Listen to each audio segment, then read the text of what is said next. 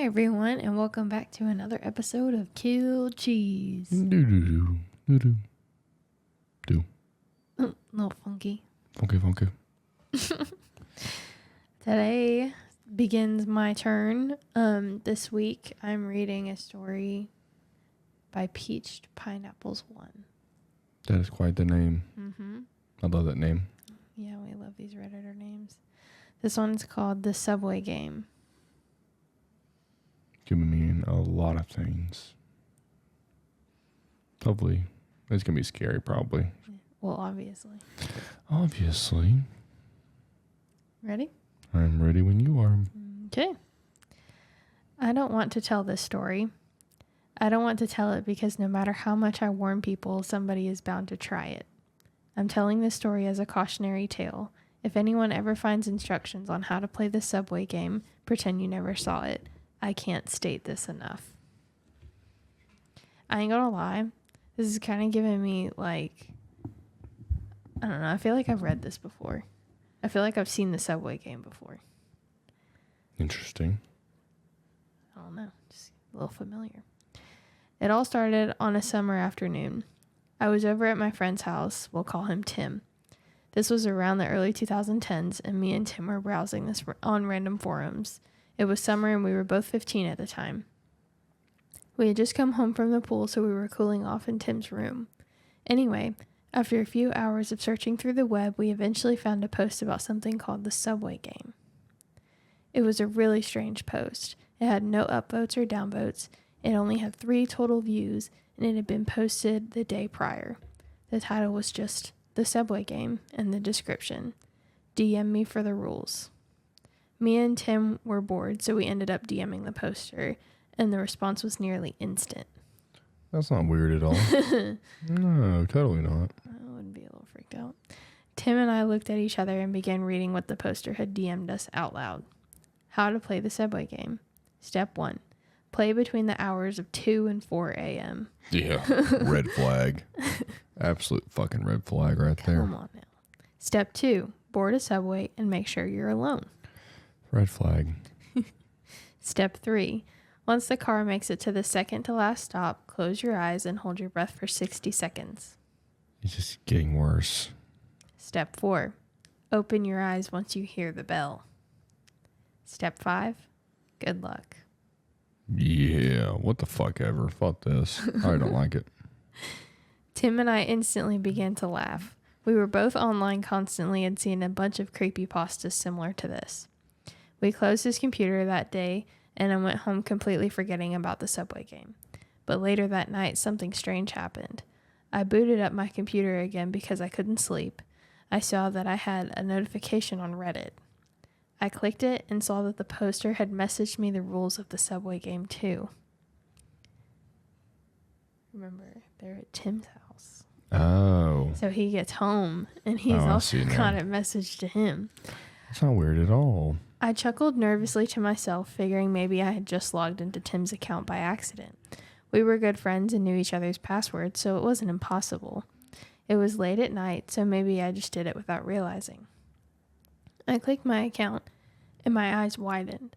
It was my own private account. I could feel the palms of my hands getting moist. You know that feeling you get sometimes when you're alone in the dark too long? That feeling you're being watched? That's the feeling I got. I think everyone understands that when they're young, laying in bed. You're like, is that something in the corner looking at me? Uh-huh. It could be. I hope it's not. You start hearing weird steps middle of the night. Oh, yeah, the noises in the house. The little tip-taps. The silence gets so loud. I tried to reason with myself. It's probably just Tim on another account messing with me. I began to catch my breath and went over to turn my lights on. Even though I thought it was Tim, a part of me was still pretty spooked. I clicked on the account that sent me the link, figuring that would give Tim away. But no, the account had the same username, and the only post it had ever made was yesterday. My blood ran cold. How could this person know I was standing next to Tim when we saw the rules? I shook my head and quickly got ready for bed and went to sleep trying to forget about it. Yeah, that was not a good night's sleep. Not at all. But the knowledge of the message lingered, and it lingered the next morning. When I saw Tim the next day, he looked pretty shook. Something to know about my friend Tim is that he was never really good at continuing a joke for long, nor was he a very good actor. So when he came to me with wide eyes and began explaining how his other accounts got similar messages about the Subway game, I believed him. I told him I also got messages. The air between us suddenly turned cold, and I could see the fear in his eyes. They were reflective of my feelings as well. Whoever made the post somehow knew we had both seen it. As the days went by, the Subway game was all we could talk about. I didn't want to play it, but I couldn't get the damn thing out of my head. Of course. Classic. Even after the messages stopped coming to my various accounts. It got so bad, I couldn't even sleep on some nights. I needed some closure. It was around 2 weeks after our initial viewing of the post that I called Tim up in the night and asked him if he wanted to go down to the Subway. Fucking dumbass. I know it was stupid looking back, but I was tired of this post controlling my life, and I could tell Tim felt the same way. The message to my account bothered me, sure, but what bothered me more was how specific the instructions were to play. I can't explain it, but they didn't feel fake. That's really what bothered me. It got to the point where I couldn't focus in class thinking about it. I had to get this game out of my head. While my parents were asleep, I snuck out of my room through the window and walked down to the subway station. The night was cold and eerie, and while I was walking, that same feeling of being watched overcame me. Tim lives a block over from me, so we met up at the same station. It was around 2:26 a.m. when we arrived. We both had the same look in our eye, two kids determined to end the control this game had in our mind. I live in a pretty big city, so it was going to take a while before the second to last stop. It was dark in the station, a darkness you can almost feel, like the humidity of the summer air. Yeah, this is not going good.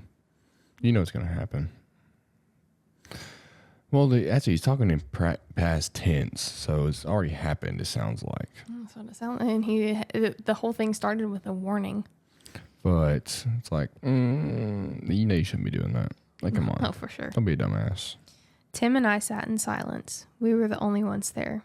All we had brought with us were flashlights, one for each of us. It took 10 minutes for the next train to come. Me and Tim boarded. Nobody was on board. This was a little strange, even for the late hour, but me and Tim didn't think much of it. We were more focused on when we would arrive to Tucker Station, the second to last stop before the train reaches its final stop. Yeah, I'd be fucking worried. Why is no one else in the subway? Where's everybody else at? I know. It's not weird at all. You live in a big city. Like, come on now. Tim and I both knew nothing would happen. We hoped nothing would happen. Oh. Yeah, okay. You can hope. To us, playing the game was not a way to encounter something strange or even some test of bravery. It was just to get the idea out of our heads that the game was anything more than an urban legend. Bullshit.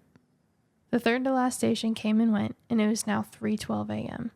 We were on our way to the second to last station. The ride to that final station felt like an eternity. I was sitting down with my hands on my knees. My palms were sweating, and I felt my heart beating out of my chest. The entire time, not a soul had boarded the train. After what felt like a lifetime, the train finally came to a halt, moving us back and forth in one swift motion. Me and Tim looked at each other. Shit about to go down. I closed my eyes and held my breath. I began counting in my head, looking out into the infinite void of my closed eyes. 30 seconds went by, then 45, then 55. I was almost out of air. 58, 59, 60, 61, 62, 63. I heard nothing. I was relieved. I was about to open my eyes when I heard it. It was the distinct sound of a bell ringing. I don't know how to describe it. It sounded like a church bell being played through a cheap speaker. But for some reason, it seemed to have felt the vibrations throughout my body as if I was... Holy fuck, I need to read As if it was right next to me. But for some reason, I seemed to have felt the vibrations throughout my body as if it was right next to me. Good God, that wasn't that hard. Come on. Word fuck. Word fuck. I opened my eyes and quickly exhaled, but the air felt thick. I looked next to me to find that Tim wasn't there. Oh, fuck off. Where did he go? I started yelling his name. Tim, where are you? I was still in the train. After calling Tim's names for a few minutes, I sat down. I began to think about the rules again, and that's when it hit me. Rule 1, play alone. We had broken the first rule of the game by playing together. As soon as I made this realization, the door opened. The outside was pitch black, the kind of darkness that's liquid and all-encompassing, threatening to spill into the well-lit train.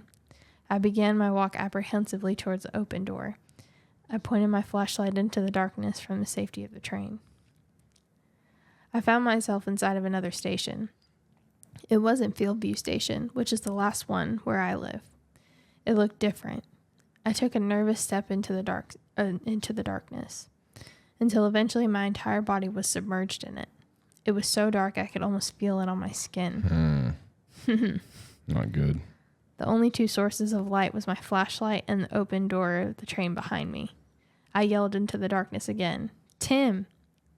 And I was met with deafening silence. Timmy's gone, buddy.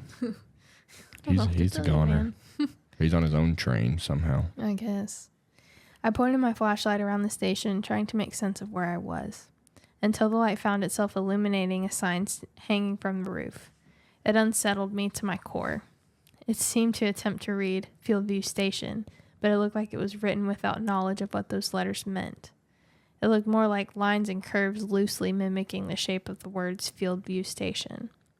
I don't even know how to describe it. I turned around, and that's when I noticed the environment. The train car looked normal enough, but the texture on the walls looked almost drawn on. The typical grooves and bumps you would feel on the walls of the subway weren't there. It was replaced by an unsettlingly perfect flatness. The feeling of the floor also changed. Walking on it felt like walking on an underinflated bounce house. The fuck? My feet made permanent grooves on the floor with each step, as if I'd sink if I didn't keep moving. Yeah, I don't like this at all. This is not going good. This is really weird. It's about to get bad, probably very quickly. I continued further in because the ground I was standing on didn't give me a choice. I found in the darkness a set of stairs that seemed to lead up to the outside world. I ran over to them. The stairs had the same quality as the floors and walls. I felt zero resistance running up them, and I almost slipped a few times, as if they lacked friction. When I finally made it to the top, the outside world was still dark. Not as dark as the station, more like the darkness of a moonless night. Despite the sky being black, there weren't as many stars in the sky. I tried to yell for Tim again. I didn't expect an answer this time, and I didn't get one. The pavement didn't suck me in when I stepped on it. Instead, it felt almost soft, like a carpeted floor. I looked around. I was in the area I should have been had I left Fieldview Station. The buildings were all the same, the streetlights shone, and the roads were still made of tarmac. I began walking towards the direction of my house, but I was in the inner city now and knew it would take forever. But for some reason, I just couldn't bring myself to go back into that subway. All around me, things looked nearly normal, but there were some slight changes. The cars parked on the side of the road seemed more sleek and refined than I was used to. While walking, I saw a few billboards by brands I knew, but they were for products that I had never heard of. The thing that really bothered me, though, was the fact that I couldn't hear any sounds. I could hear my own voice and my footsteps, but anything external to myself didn't make noise. The streetlights didn't buzz. There weren't any people. There weren't even any bugs. Something that really threw me off was the massive skyscraper that wasn't there before. It was tall, taller than any of the surrounding buildings. It was covered in windows and had a very pointy top. It looked similar to the Burj Khalifa, if you know what that is, only it seemed to be even taller. Yeah, creepy building. Randomly there now. Overnight, it magically appeared. No bugs, no sound. Let me guess. He goes to the fucking creepy building. I guess. I kept walking towards my house. Something that I hadn't noticed up to that point was a complete lack of people. It was late at night, so that seemed normal, but I didn't feel the presence of any humans either. I don't know how to explain it. There wasn't a single light in a building. Nobody on the streets.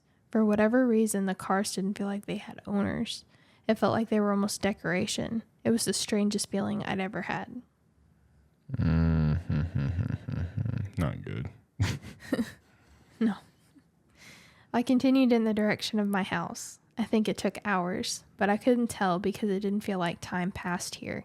Looking back on the journey to my house, it felt like it could have been 5 minutes or 10 years. I had no idea. I eventually made it to my neighborhood, but the houses looked different, like they had been renovated. I turned a corner onto the street I lived on, and my blood ran cold. I looked out onto my street, and it wasn't there. But that wasn't the terrifying part. The framework for a street that looked like mine was there, except there was no texture on the road. It was just flat gray. The grass was the same. Instead of individual blades of grass, it was just green. It's like if you turned your graphics quality really low in a video game, only it cut off perfectly from the more detailed stuff. Yeah, it's getting really weird really quickly. Like, I don't know. Like you stepped into Uncanny Valley or something. That's when I saw it. What is it? I'm scared. The street looked like it was slowly being detailed by it. It was a figure that looked vaguely humanoid. It had long, thin limbs. Its torso was short and wide, but its neck, and weirdly its head, was long and sickly. I couldn't see any details from where I stood. It looked at least 8 feet tall, or maybe it was 20 feet. It was hard to tell because its height looked like it was constantly changing. That's a big fucking difference. I know. Sometimes it would be the size of a quarter, but sometimes it would be the size of a skyscraper. But somehow I couldn't tell. This being seemed beyond my comprehension, like it was made of a different kind of matter than I was. It was both the size of a grain of sand and the size of a universe simultaneously. It seemed to be filling the details of the empty street until after about 45 seconds, the street looked normal again. I stepped forward towards it, and that's when it happened. My footstep was loud, and I could tell whatever that thing was heard it. It turned to me. It looked at me with a million eyes. I felt it stare from all around my body, as if it was behind me, in front of me, above me, before me, after me, and all sorts of other dimensions I couldn't even comprehend. That's a mind fucking going on. I know. I wanted to run, but I felt like it was pointless, as though my sprinting would be trying to outrun logic itself. It pointed what looked like a finger at me and said something that sounded like the words, "Time does not pass." The creature communicated in a billion voices. To me, it felt as though it didn't say the words, but instead made the sound. I could hear what it said in every conceivable language through every sense, and I could see what it said, hear what it said. I could smell, taste, and feel what it said through my body. That's weird as fuck. This is like... Getting a little trippy. It's like he found God or something. Oh, there you go. It was like hearing the words from God itself. There you go. There you go. I backed away and somehow ended up back in the subway station on my third step. I didn't even realize it happened. I was just back. The creature was gone, and so was my neighborhood. The floor had the same bounce house consistency. It was still dark. The train car opened without a sound, and a bright white light flooded the darkness. I ran towards it and practically threw myself into the car. The doors closed, and I got up and caught my breath. The train began to move in a direction that wasn't forward or backward or up or down. It didn't move in the dimensions we're used to. God. I closed my eyes. My body felt like it had disappeared, like I wasn't one but many, as though I was scattered around the universe itself. When I opened my eyes, I was back in my room, laying down on my carpeted floor. It was daytime now. I looked outside my window and everything looked normal. The houses were the same as they had always been. My neighbor was walking his dog and the sun was shining. I got up and caught my breath. I figured it was just a bad dream, a realistic dream, but a dream nonetheless. I walked downstairs and greeted my mom, who was in the kitchen preparing breakfast. I sat down, reflecting on the dream I had. I asked my mom if I could go to Tim's house later that day. I wanted to tell him all about the dream. "Who's Tim?" my mom responded. I froze. I got up from the table. "My friend Tim. You know him. You're best friends with his mom, Sabrina." My mom looked confused. "Sabrina doesn't have any kids, honey." My body felt like it had stopped functioning at that moment. Oh, fuck. The Timmy just disappeared. I guess he's fucking gone. The shock was too severe. With wide eyes, I remembered how to walk and used that knowledge to make my way to my bathroom. I opened my phone to call Tim, but his number was nowhere to be found. I ran upstairs and looked for him online and saw no trace of him on any of the games we played together. Even the Minecraft server we both played on didn't have any of his builds on it. Like he never existed. It was like he was completely written out of the timeline. Tim never existed. There you go. As the years went by, I started noticing more and more things about the world the Subway game brought to me becoming real. A few years ago, a brand new futuristic skyscraper was announced in my city that looked identical to the one I saw in that world. I don't like that. The products on the billboards I didn't know were being announced every few years. Just recently, it was announced that the neighborhood my childhood home is in would be renovated. The project design looking identical to the one that the creature was creating. I've come to terms with the fact that my friend never existed. I blame myself somewhat because I'm the one who asked him to come with me, forgetting the rule that you had to play alone. I've never told anyone this because obviously I would sound crazy, but I promise you this really happened. I don't know who made that post or where in time and space I ended up on that fateful night. The only thing I know for sure is that the creature was right. Time does not pass, it's built. Mindfuck. Crazy mindfuck. There aren't even any comments. Poor Timmy got fucking deleted. I was going to say, Tim just got erased. Completely just... Well, they broke the first rule. Yeah, I mean, I guess that's what happens when you Don't break the fucking play rules. the Subway game. Little did they know the Subway game was bending time and space, I guess. You met God. They met God. Or Slender Man. One of the fucking Is two. God Slender Man? In fucking this world, it sounds like. I guess so. Such a mind fuck. Oh, Timmy. Poor guy. He just wanted to hang out with his friend. Yep. Play some Minecraft. Sad. Got fucking deleted completely. Broke the Subway game rule. Guys, don't play the Subway game. Well, Moral no of the fucking story. shit. Don't go on a fucking Subway 2 to 4 a.m. by yourself. Moral of the story. Yeah. Be fucking smarter than that. Come on now. I still feel like I've heard of the Subway game before. I wonder if You've it's heard a of real... Subway fucking surfers. No, I wonder if it's like a real creepypasta though. Like a creepypasta that actually like existed in the 2010s. Not saying that this obviously would happen, You know but what creepypasta is? What even is that? it's like I don't even know how to describe it. It's a Reddit thing though. It's a Reddit story? No, it's like It's a... it's just a bunch of like creepy shit that people talk about, like the Subway game, or I mean places that are super creepy that you don't go to this place or do this and this will happen kind of thing. Like it's weird. Sounds like it, but okay. The 2010s, man, wild time. God. That'll be it for everybody. Today was Tuesday. Yep. We will see y'all on a Thursday. If you're on the video right now, then you're on YouTube and or Spotify, or you're watching a clip right now, so hello. Hello. Audio's everywhere, of course. Email us your story, DM us your story. Anywhere, it doesn't matter. We'll find it. But we are everywhere. You won't escape us, as always. Never escape. Creepypasta. Okay.